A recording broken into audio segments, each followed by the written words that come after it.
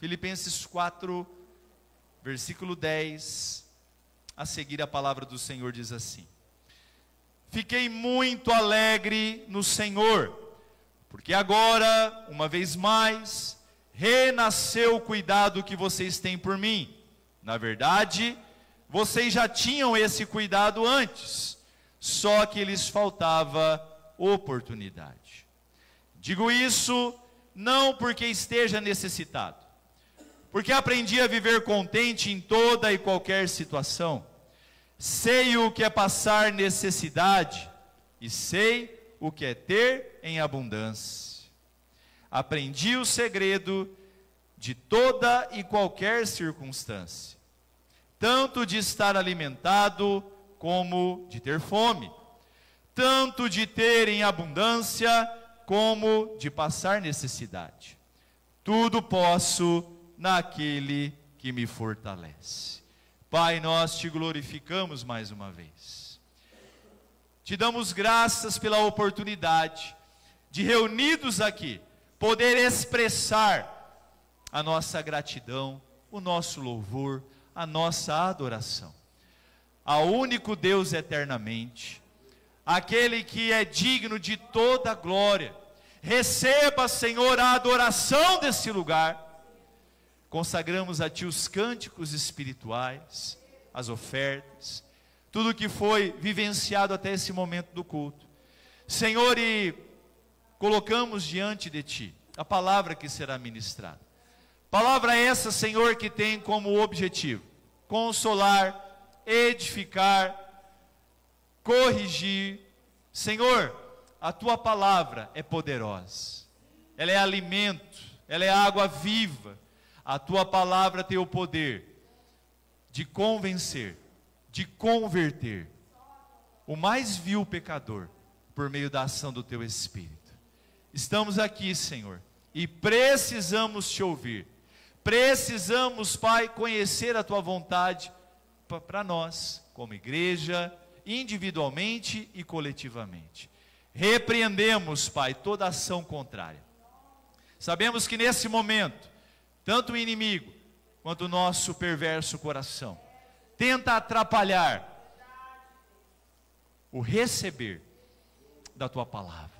Meu Deus, que os nossos ouvidos, que o nosso coração possam estar abertos e atentos para aquilo que o Senhor tem para nós. Oramos assim no santo e poderoso nome de Jesus. Amém e graças a Deus. Queridos, o apóstolo Paulo, escrevendo aos irmãos de Filipos, uma carta que traz muitas verdades a respeito de Cristo, a respeito da soberana vocação de Deus em Cristo Jesus.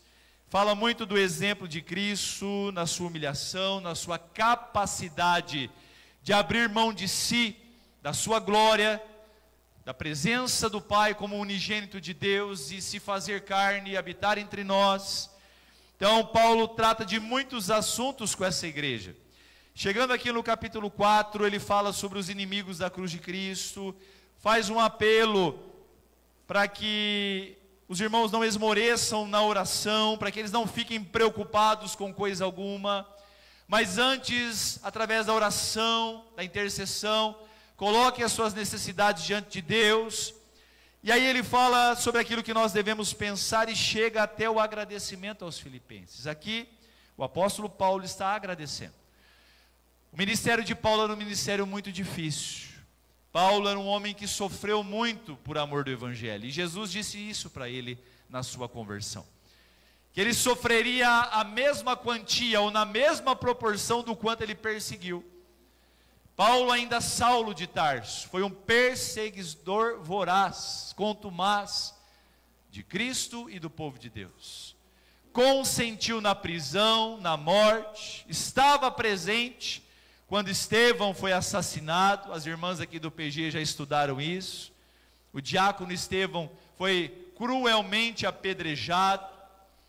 E Paulo estava ali consentindo, mordendo os lábios, tendo algum tipo de prazer maligno, porque ele achava que estava fazendo a vontade de Deus, quando na verdade não estava. Porém, Paulo, agora convertido, chega nesse momento e então externa a sua gratidão aos irmãos de Filipos, por uma oferta generosa que eles haviam dado. Mas nem sempre foi assim. Paulo recebeu muito pouca ajuda das igrejas. Tanto é que ele trabalhava como fabricante de tendas durante boa parte do seu ministério, justamente para poder custear as suas viagens missionárias. Mas lá vez ou outra, Deus provia como proveu em meio aos filipenses. Irmãos, esse trecho que nós lemos aqui, ele é muito especial, porque ele apresenta para nós 3 características de Paulo muito excepcionais. Paulo era um homem que possuía um autoconhecimento muito grande. Ele se conhecia, ele tinha essa capacidade de se autoconhecer. Paulo também era um homem muito equilibrado e também um homem muito maduro. E a gente vê isso nas suas palavras: equilíbrio, maturidade e autoconhecimento. 3 coisas que, infelizmente, faltam à grande maioria das pessoas na nossa geração. Nós vivemos num tempo de pessoas desequilibradas, pessoas extremamente imaturas, possuem idade em anos, mas não têm maturidade, pessoas sem total senso de equilíbrio, que vão de 0 a 100 por hora muito rapidamente, que vão de 8 a 80 muito rapidamente, e pessoas que pouco se conhecem. Por incrível que pareça, a maioria das pessoas não possuem autoconhecimento, conhecem muito pouco a respeito de si, e é por isso que padecem muito. Vou pedir para a Gisele colocar Provérbios 30, a partir do verso 7, Provérbios 30, do 7 ao 9, nós vamos ler, tá? Aqui, uma oração de um homem chamado Agur, filho de Jaque. A Bíblia só fala isso a respeito dele. Mas ele faz uma oração muito bonita. Eu vou explicar por que eu vou ler essa oração com vocês.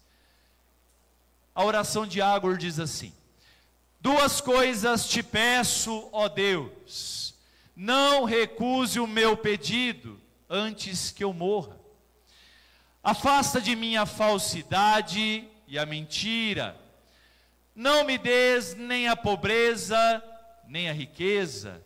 Dá-me o pão que me for necessário. Para não acontecer que, estando eu farto, te negue e diga: quem é o Senhor? Ou que, empobrecido, venha a furtar e profane ou envergonhe o nome de Deus. Eu quero que você não coloque tanta atenção no conteúdo da oração, porque a oração é uma coisa muito particular. A oração da irmã Fátima, a oração da Gi, a oração da Beth, enfim, a oração de cada um de nós, irmãos, ela é particular. Nós não oramos de forma igual, até porque nós temos realidades diferentes. Aqui ele está orando, falando para Deus: Senhor, não me dê muito, também não me dê pouco. Talvez a sua oração seja diferente.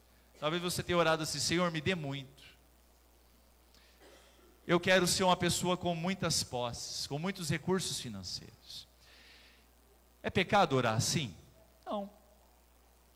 Se a razão de você pedir a Deus que te dê recursos, que faça de você uma pessoa com muito recurso financeiro, se a intenção do teu coração for, através dessa quantidade de recursos, bens materiais, empresas, enfim, se isso for para glorificar o nome do Senhor, se for para você gerar renda, empregos, se for para você reverter isso em benefício das pessoas, do reino de Deus, amém, é lícito.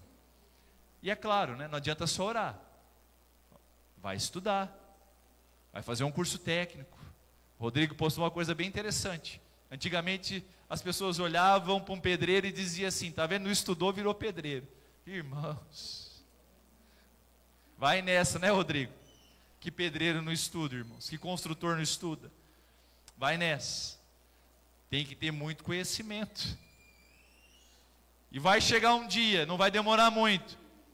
Pedreiros e construtores vão ganhar mais do que médicos. Escuta o que eu estou dizendo para vocês. Carpinteiros, marceneiros, profissões que hoje não têm valor nenhum, vão ser melhor remuneradas do que muitas que são hoje.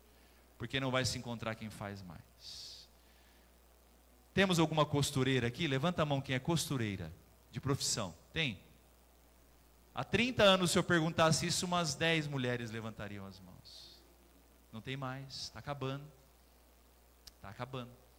Imagina só, se uma mulher ainda um pouco jovem hoje, né, tiver cabeça aí, e procurar aprender o ramo da costura e se especializar, e se manter firme, esperar a hora certa, talvez é uma oportunidade boa, mas é uma profissão pouco valorizada. Tanto é que quando eu vou fazer a barra da minha calça e a costureira pede 30 conto para fazer, eu acho um assalto. Vai fazer você então, pastor? Eu não sei nem passar a linha, nem enxergo mais. Tem que usar óculos para passar a linha no meio da agulha.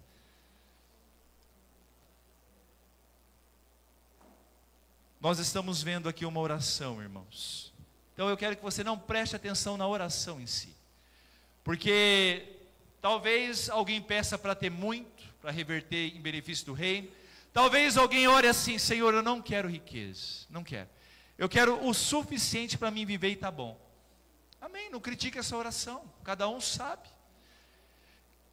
Eu gostaria que você se prendesse, irmãos, não no que ele pede, mas a forma como ele ora. Porque lá no versículo 9 ele diz assim, ó: se não, tendo demais, eu te negaria, e te deixaria, e diria: quem é o Senhor? Ou se eu ficasse pobre, poderia vir a roubar, desonrando assim o nome de Deus. A oração de Agur mostra para nós um homem, irmãos, que possui a respeito de si mesmo um grande conhecimento. Eu me conheço. Agur está dizendo assim: Deus, eu me conheço, mais do que eu sou o Senhor. E eu sei que se o Senhor me der muito, ou se eu prosperar muito, há uma grande possibilidade de eu te negar, confiar nas minhas riquezas, me desviar dos teus caminhos, como já aconteceu com muitos crentes. E ele também conhecia um outro lado: Senhor, eu sou fraco. Se eu padecer necessidade, para mim não custa muito entrar num esquema, numa maracutaia, numa fraude, né, em alguma coisa que vai desonrar o nome do Senhor.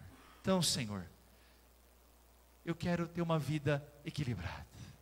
Afasta de mim a mentira, a maldade. Então, eu vejo nessas palavras e nessa oração, irmãos, um homem que se conhecia. Você já se fez essa pergunta? Será que você se conhece de verdade? Você sabe quem você é de verdade? Você conhece os teus pontos fracos? Você conhece os teus pontos fortes? Porque às vezes, irmãos, as pessoas estão orando, estão correndo atrás de coisas, mas elas não têm a mínima noção se aquilo será bênção ou maldição na vida dela. Às vezes estão ressentidas pelo não de Deus, que é um não protetor, que é um não misericordioso, que é um não maravilhoso, porque tem não que é melhor do que o sim, e principalmente quando ele vem de Deus. Porque esse não, irmãos, é um ato de amor de Deus por nós. Porque muitas vezes nós não nos conhecemos. Agur se conhecia, possuía autoconhecimento. É interessante, né? Tem gente que cuida tanto da vida dos outros, conhece a vida de todo mundo, só não conhece a dele. Irmãos, Deus só deu uma vida para a gente. É tão difícil cuidar de uma vida, irmãos. É tão difícil cuidar da própria vida. Senhor, como é duro e difícil cuidar da gente mesmo. E a gente ainda quer cuidar da vida dos outros, irmãos. ficar apontando o dedo, criticando, malhando, julgando. E muitas vezes a gente não conhece nem a nós mesmos. Paulo era um homem que também se autoconhecia. Tinha um conhecimento profundo a respeito de si. E principalmente, possuía muito equilíbrio e muita maturidade cristã. O tema da mensagem dessa noite é equilíbrio e maturidade na vida cristã. Por incrível que pareça, poucas pessoas oram pedindo a Deus equilíbrio e maturidade. Você sabe o que a maioria dos crentes oram? Você sabe qual que é as demandas que os crentes têm na sua oração? A maioria delas, irmãos, tem a ver com questões de ordem material, financeira. A maioria tem a ver com coisas egoístas, que estão apenas circundando o seu próprio umbigo. São raras as pessoas que oram a Deus dizendo: Senhor, faz de mim um homem equilibrado, faz de mim um homem maduro na minha vida contigo, no meu relacionamento com as pessoas. Senhor, eu quero conhecer mais a respeito de mim, para que a minha oração e para que as minhas decisões estejam mais ligadas à tua vontade, ao teu querer, e menos com aquilo que o meu enganoso coração quer. São poucas pessoas. E ontem, quem estava conosco lá, de forma subliminar, vou dizer, sabe do que eu estou falando. Poucos oram nesse sentido. Aqui nesse texto eu aprendo com o apóstolo Paulo, irmãos, e vejo na vida dele, dentro desse tema, equilíbrio e maturidade na vida cristã. Pessoas equilibradas e maduras passam por cima das diferenças. Por que a gente tem que lutar, irmãos, e orar, e viver, e nos desafiarmos, e deixarmos Deus trabalhar em nós para a gente se tornar pessoas equilibradas e maduras? Para que a gente aprenda a passar por cima das diferenças. Esse mundo é um mundo de diferenças. É um mundo, irmãos, onde opiniões são diversas, onde gostos são diversos, onde naturezas são distintas, gostos são distintos. E eu acho bom que seja assim. Eu acho interessante. O que eu acho bonito na igreja de Jesus é que nós somos diferentes. Que triste seria se todo mundo na igreja fosse igual a mim, irmãos. Porque para mim me aguentar já não está fácil. Para aguentar mais 100 e poucas pessoas igual a mim, isso é uma tortura. Que bom que vocês são diferentes de mim. Naquilo que eu sou fraco, alguns de vocês são fortes. Naquilo que eu não avanço, alguns de vocês nadam de braçada.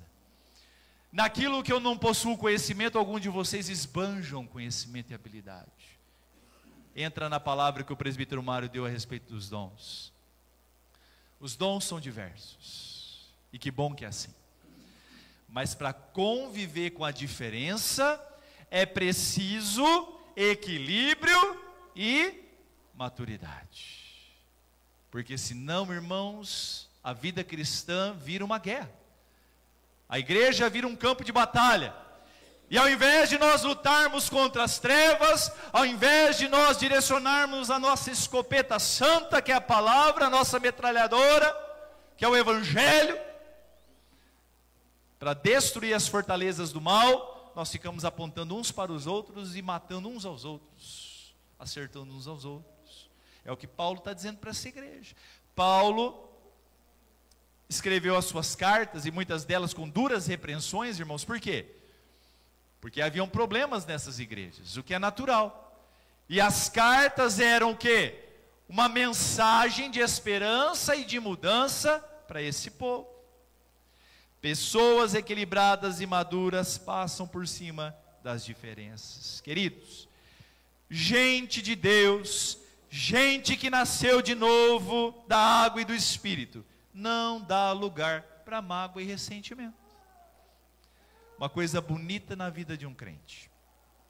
Não é que ele não se magoa, e não é que ele não possa sentir ressentimento. Mesmo sendo cristão, eu posso me magoar, e posso até em algum momento ter ressentimento dentro de mim.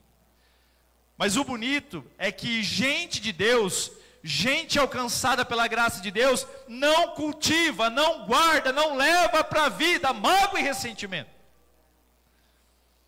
Em algum momento, a mágoa é arrancada, o ressentir é exterminado, e a gente consegue viver de uma forma abençoada, uns com os outros e na presença de Deus.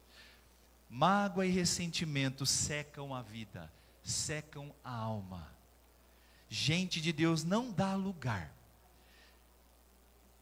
O passarinho pode voar sobre a minha cabeça, pode dar um... Quem já tomou rasante de quero-quero? Já tomou? Então você sabe do que eu estou falando. Uma vez nós estávamos no sítio, meu sogro era calvo. Passamos lá no pasto, irmãos, o quero-quero deu um rasante, deixou 3 riscadas na carequinha dele que brilhava. Ele ficou bravo. Passarinho pode até rodear aqui, pode até brevemente posar. Olha que bonitinho, um passarinho na cabeça da Beth. Olha aqui, ele tira a foto, né? Vamos registrar. Mas irmãos, o passarinho não pode ficar ali. Daqui a pouco, né, o passarinho, o marido, o cônjuge começa a trazer galinho para construir ninho, e daqui a pouco bota ovinho e choca ovinho. Não dá, não pode, não é verdade? Então a gente pode até em algum momento se sentir magoado e ter algum tipo de ressentimento, mas eles não podem nos acompanhar. Por quê? Gente de Deus equilibrada, madura, passa por cima das diferenças. O maior sinal da presença de Jesus na nossa vida, ou os maiores sinais, é quando a gente aprende a lidar com as diferenças. E a gente consegue amar o diferente. E a gente consegue perdoar o diferente. E a gente consegue caminhar de mãos dadas com o diferente. Isso é muito importante na nossa vida. Gente de Deus não dá lugar à mágoa e ao ressentimento. Paulo, e é interessante, por que eu estou dizendo isso? Aqui narra uma cena em que uma igreja abençoa Paulo como oferta e ele agradece. Paulo, irmão, se não fosse maduro e equilibrado, ele poderia ter aproveitado dessa oportunidade para usar o microfone ou a pena, o papel, a carta, como um instrumento de acusação. Se Paulo não fosse um homem maduro e equilibrado, ele podia ter escrito assim: finalmente vocês se lembraram de mim, eu dei a vida por vocês, eu fundei essa igreja, eu fiz isso, eu fiz aquilo, vocês só agora lembraram de mim? Seria diferente do que ele escreveu ou não? Totalmente diferente. O que ele fez? Ele agradeceu. Maturidade, equilíbrio. É verdade que muitas igrejas não ajudaram, ou foram tardias em ajudá-lo.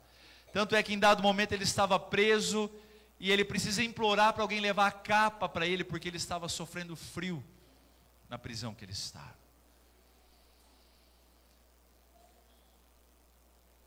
Gente madura, irmãos, sabe levar pedrada sem revidar. Faz 11 anos que eu moro nessa cidade. E todo final de ano, quando eu saio de São João e volto, indo sentido São Pedro, irmãos, a cena é a mesma. Tem uns pés de manga bem bonito ali, logo após a curva do Caixão, né? Ou antes, para quem vai para São Pedro. Não tem? Mas não sei que manga que é. Eu falo Bourbon, nem sei se isso existe. É umas mangas roxonas, bonitas. Eu nem gosto de manga, irmãos, mas aquelas são bonitas. E todo ano eu vejo a mesma cena, até perigosa.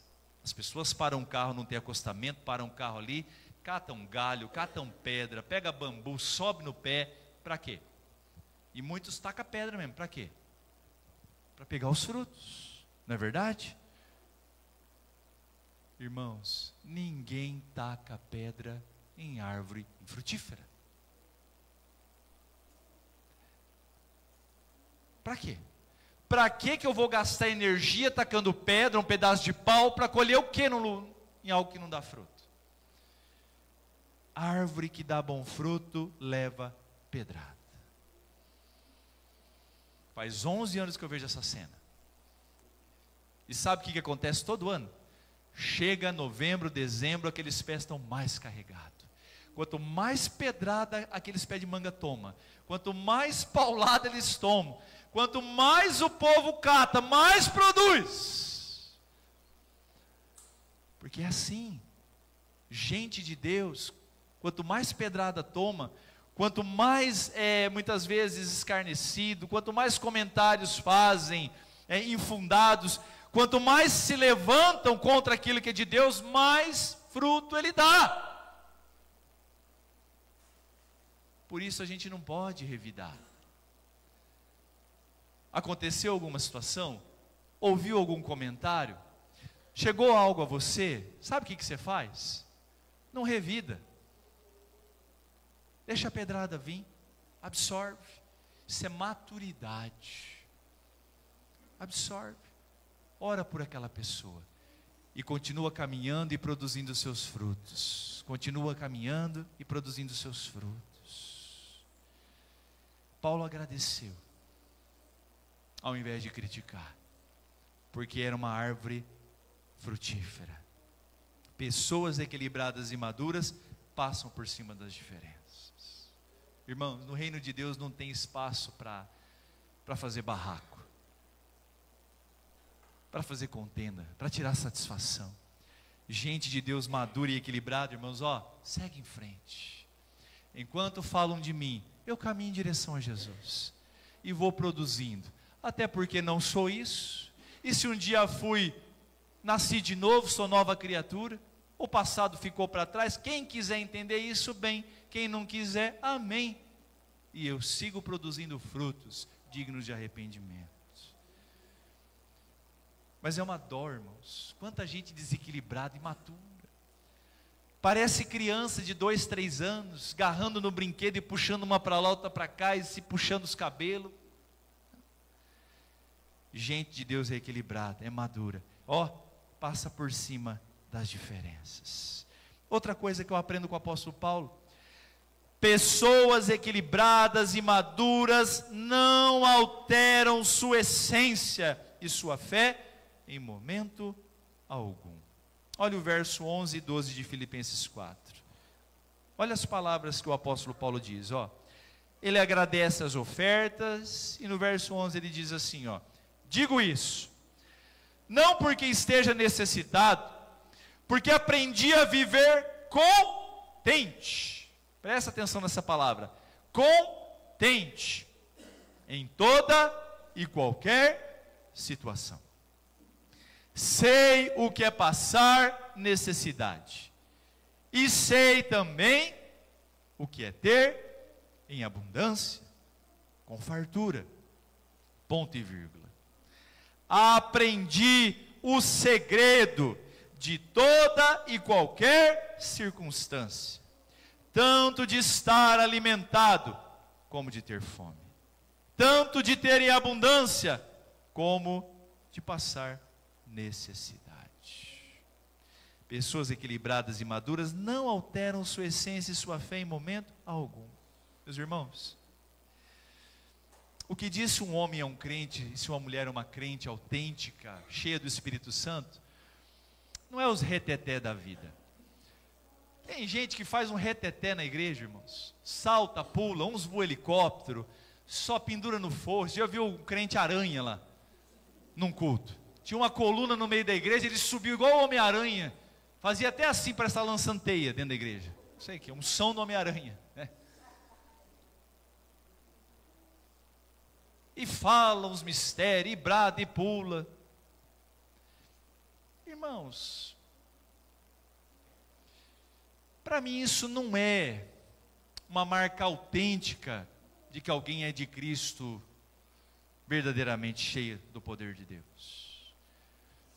Não é a roupa que eu visto, gravata, calça social, a saia, se corta o cabelo, se não corta, se dou dízimo, se não dou. Para mim, uma marca de um homem de Deus e uma mulher de Deus, uma das grandes marcas de um homem de Deus e uma mulher de Deus, é quando você vê na pessoa equilíbrio e maturidade na vida cristã. É quando os ventos são favoráveis, você encontra com essa pessoa e ela te saúda com a paz do Senhor. E quando você sabe que ela está passando o vale da sombra e da morte, você encontra com ela e a expressão dela é a mesma. E ela te saúda com a paz do Senhor da mesma forma. Não com uma máscara, mas com verdade. É sobre isso, irmãos, que nós precisamos clamar a Deus e procurar encontrar na nossa vida. Porque um dos grandes problemas nossos como igreja é que nós muitas vezes somos, eu vou usar um termo até da psicologia, né? O problema nosso é que nós somos muito bipolares, tá? Isso é uma doença, não é para se zombar. Tem gente que é diagnosticado com bipolaridade. Tem remédio, tem tratamento, ok? Não tem problema nenhum, não é demônio, não é nada, é doença. Tá bom? Eu estou dizendo que na vida cristã nós não podemos desenvolver bipolaridade. A gente não pode ser o crentão quando está tudo bem. E quando as coisas saem um pouquinho do nosso controle, a gente, puxa vida, cadê? Equilíbrio, constância, maturidade. É isso que o apóstolo Paulo está falando. Ele está falando, irmãos, obrigado pela oferta. Vai me ajudar a fazer algumas viagens. Vai suprir a minha necessidade. E eu não estou falando isso porque eu estou passando necessidade, não. Sabe por quê, meus queridos? Eu aprendi a viver na fartura e na escassez. Eu aprendi a ter pouco e também a ter muito. Eu aprendi o segredo, olha que coisa linda. Eu aprendi o segredo de estar contente em toda e qualquer situação. Paulo tinha algo que eu estou buscando, que você tem que buscar e que nós temos que buscar: contentamento. Contentamento em Cristo. Nós ainda estamos muito imaturos, somos muito infantis, a gente ainda elenca contentamento, a gente linka, a gente entrelaça contentamento com conquistas, com momentos da vida. Se a minha oração foi respondida, se vivo o que pedi, se Deus respondeu tudo que, então eu sou contente. Mas se alguma coisa não acontece, eu estou descontente. Paulo mostra para nós a verdadeira essência do cristianismo: equilíbrio e maturidade na vida cristã. E não tem nada de mal se o diagnóstico teu for talvez como o meu, que eu ainda não estou nesse patamar. Pelo contrário, se você é alguém humilde o suficiente para reconhecer isso, que bom. Agora é hora então da gente procurar a desenvolver maturidade e equilíbrio, a parar de achar que as coisas só são boas, ou que a gente só deve ser contente, ou que a gente só tem que cantar louvor, ou que a gente só tem que ter alegria quando as coisas vão do jeito que a gente pensa. Jesus Cristo, irmãos, é o mesmo quando eu estou com os meus exames de saúde perfeitos, e Ele continua sendo o mesmo quando a minha saúde, irmãos, está mal. No desemprego, Jesus é o mesmo. Quando a vida profissional está bombando, Ele é o mesmo. Ele é o mesmo, irmãos, ontem, hoje e será eternamente. E eu não posso mudar essa forma de enxergar Jesus pelas circunstâncias. Me veio um pensamento aqui, eu até anotei, a vida não é sobre apenas cantar quando se atravessa o mar a pés enxutos. Vocês lembram o que aconteceu? Quando o povo de Deus, o último hebreu, cruzou o mar, o que aconteceu? Moisés baixou o cajado, as águas se fecharam, e os egípcios foram moídos, toneladas, bilhões de metros cúbicos se fecharam sobre eles, matando todos os egípcios. E aí Miriam pegou o tamborim, E o povo dançava, e o povo cantava, e o povo festejava. Por quê? Deus havia entrado com providência, livramento, amém? Deus precisa ser adorado em tempos assim. A vida não é sobre apenas cantar quando se atravessa o mar a pés enxutos, mas sim sobre cantar à meia-noite, preso em uma masmorra escura e fria. Vocês se lembram de Paulo e Silas? Presos porque haviam roubado o armazém, porque tinham fome, né, coitados? Lembra? Eles foram lá no armazém do seu Zé, cataram ali um pão lá e tudo, roubaram, né? Eles foram presos porque roubaram? Ah, eles foram presos porque eles arrumaram confusão com os soldados romanos, né? Foi isso? Eles foram presos porque pregavam o nome de Jesus. Apanharam tanto, irmãos, tanto, que levantaram vergões nas costas deles. As costas todas cortadas. Com certeza jogaram salmoura, sal nas costas. E o texto diz que era próximo da meia-noite. Prisão cheia. Os dois estavam ali, pés e mãos presos no tronco. Inocentes, sofrendo por amor de Jesus. E eles diziam então: está vendo só, Silas? Eu não falei para você, Paulo? Nós ficamos perdendo tempo falando desse Jesus aí, só arrumamos para a cabeça. Se você tivesse ficado com Gamaliel e eu lá para o meu canto, hoje a gente estava rico, estava bem. Está aí, ó. Olha o que nós levamos por servir a Cristo. Estamos aqui, ó, presos, apanhamos, está aí, e agora? Foi isso que está registrado em Atos? Diz o texto que à meia-noite, nessa situação, eles entoavam canções a Deus. Eu fico imaginando os presos. Mas esses caras não devem ser certo. Esses camaradas pregando desse Nazareno, apanharam por causa dele, estão aí nessa prisão igual a gente que, né, correndo risco de vida. Os camaradas ainda cantam para glorificar esse homem que colocou eles na cadeia, por causa deles estão aqui. Irmãos, eles cantavam, de repente, irmãos, um terremoto aconteceu, abalou as estruturas do cárcere, irmãos, as correntes caíram ao chão. Então a vida não é sobre apenas cantar, glorificar, rodar na unção, falar em línguas, ou qualquer outra expressão de gratidão a Deus, só quando a gente atravessa o Mar Vermelho e vê milagre.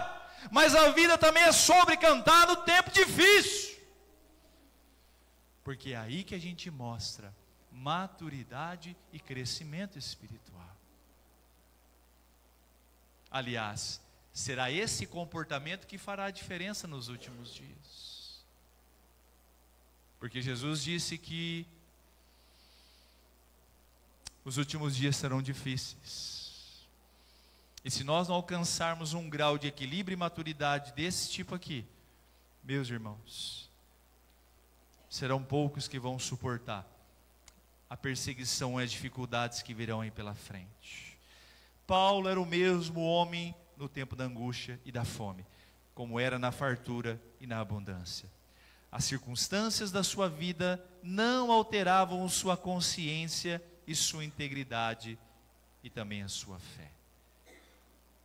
A nossa essência em Cristo tem que ser intocável, irmãos. Intocável.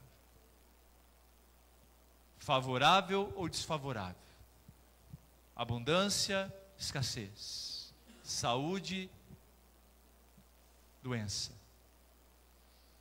A nossa essência tem que ser a mesma. Não são essas coisas que vão me parar.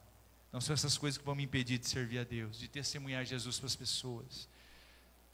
Não são essas coisas que vão me afastar do meu Jesus. É essa mensagem que tem que ser pregada nos púlpitos, irmãos. E não essas mensagens de Deus como Jesus como um cumpridor de demandas. O que você veio buscar aqui? O que você quer? Qual que é a sua necessidade hoje? Como se Jesus fosse um mordomo, um serviçal. Como se Jesus tivesse, irmãos, aberto mão do esplendor da sua glória, padecido como servo sofredor, para ficar como um garçom aí. Jesus, hoje eu quero bênção material. Vem cá, corre, estou com pressa. Eu tenho muito compromisso, traz aqui. Ah, hoje eu não estou bem, Senhor, vem aqui. Não é isso não. Não foi por isso que Jesus morreu no Calvário. Por último, pessoas equilibradas e maduras sabem quem é Deus. Sabem que é Deus que governa todas as coisas e creem de todo coração. Pessoas equilibradas e maduras sabem que é Deus que governa todas as coisas e creem nisso de todo seu coração. Paulo era esse homem. Passou por prisões, espancamento, naufrágio, picada de víbora mortal, tudo que você pode imaginar ele passou. Mas Paulo tinha equilíbrio e maturidade e sabia que quem estava no controle da vida dele era o Senhor. Ele não viveria um dia e não morreria um dia antes e não viveria um dia mais fora da vontade de Deus. Verso 13. E aqui encerra de uma forma muito sublime essa narrativa de Paulo a respeito de equilíbrio e maturidade. Ele diz assim, ó: tudo posso naquele que me fortalece. Esse versículo muitas vezes é usado de uma forma triunfalista. As pessoas dizem, tudo posso naquele que me fortalece. Vou fazer um empréstimo no banco para trocar de carro. Parcela é de 2.000, eu ganho 2.500. Tudo posso naquele que me fortalece. Eu vou conseguir pagar. Está usando errado. Não é assim não. Tudo posso naquele que me fortalece. Vou fazer isso. Não. Paulo está dizendo aqui, tudo posso naquele que me fortalece. Ou seja, eu posso passar por todas as situações, favoráveis e desfavoráveis, porque eu creio que quem é Senhor da minha vida, e eu creio de todo o meu coração que quem governa a minha vida é o Senhor. E em toda e qualquer circunstância, Ele estará à frente. Por isso eu não temerei mal algum, como disse o salmista, porque Tu, Senhor, está comigo. Que homem espetacular, né, irmãos? E aí você pensa assim, mas Paulo era Paulo, né?